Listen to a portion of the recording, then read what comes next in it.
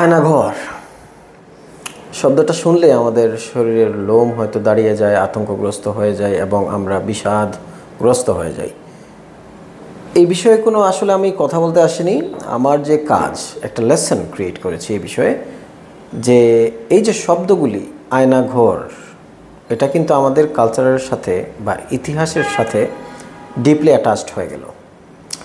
এই ধরনের কিছু শব্দ থাকে প্রতিটা কালচারে বা প্রতিটা ভাষায়, এটা বলা যায় একটা ইন্টারটুয়াইন্ড হয়ে যায়, হ্যাঁ, সো অ্যাসিমিলেট হয়ে যায় কাইন্ড অফ। সো এখানে যেটা হয় যে এই ধরনের কিছু শব্দ যেগুলো ওই কালচারালি অনেক সিগনিফিক্যান্ট, হিস্টোরিক্যালি অ্যাজ ওয়েল, সেগুলা আমরা যখন ইংরেজি ট্রান্সলেট করতে যাই আমরা কিন্তু ঝামেলায় পড়ে যাই, কারণ এগুলো ট্রান্সলেট আসলে এত সহজ নয়। ট্রান্সলেশন, লিটারাল ট্রান্সলেশনের কথা যদি বলি, যেমন আয়নাঘরকে আপনি কি বলবেন? Mirror house. বা আপনি যদি ইংরেজিতে এটাকে মিরর হাউস ট্রান্সলেট করেন, তাহলে এই শব্দটার যে তাৎপর্য সেটা কি আসলে প্রকাশ পায়? It's not a mirror house actually, যদিও লিটারাল ট্রান্সলেশন তাই। ঠিক একইভাবে এখানে একটা কথা, যে এই যে আয়নাঘর শুনতেই আমাদের চোখের সামনে যা ভেসে ওঠে, মানে খুবই ছোট ছোট সেল, অন্ধকার প্রকোপ, টর্চার এটসেট্রা, সেটা আপনি মিরর হাউস কোথাও যদি পড়েন মোটেই এই ফিল পাবেন না। ঠিক একইভাবে আরও কিছু শব্দ, যেমন ধরেন রমনা বটমূল, আমরা পয়লা বৈশাখে যে অনুষ্ঠান করি ওইটা না, সো এটাকে কি আপনি যদি বলেন আন্ডার দ্য বানিয়ান ট্রি বা বিলো দ্য বানিয়ান ট্রি, এগুলো আসলে ট্রান্সলেশনগুলো উইক হয়ে যায়, মানে এগুলো আসলে অ্যাকচুয়ালি কোনো ট্রান্সলেশন এর কাতারে পড়ে না।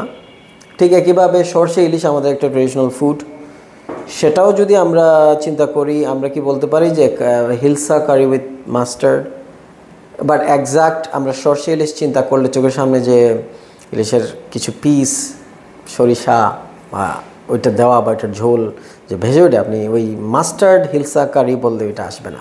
তাহলে প্রশ্ন হচ্ছে যে সমাধান কি? আমি যদি একটা ইংরেজি আর্টিকেল লিখতে চাই বা I want to talk to someone regarding this matter, যেমন অনেকে ইন্টারভিউ দেন ইংলিশে, এই ক্ষেত্রে আমি আয়নাঘরকে কী বলতে পারি বা সরষে ইলিশকে কী বলতে পারি? Well, there is a solution. যেমন ধরেন আপনি যদি লিখেন বা বলেন, লেখার ক্ষেত্রে বিশেষ করে আমরা ইনভার্টেড কমার ভিতরে অরিজিনাল নামটা নিতে পারি, যেমন আয়নাঘর, অথবা আইটালিক করে সময় লেখে, আর ব্র্যাকেটে চাইলে একটু এক্সপ্লেনেশন দেওয়া যায় যে it's a torture cell operated by blah blah blah, এরকম একটা এক্সপ্লেনেশন ছোটো করে দিয়ে দেওয়া যায়।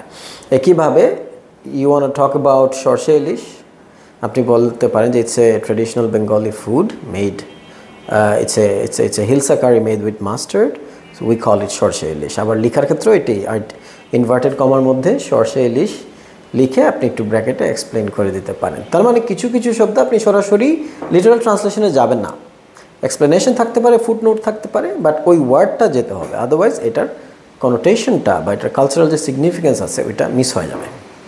ধন্যবাদ।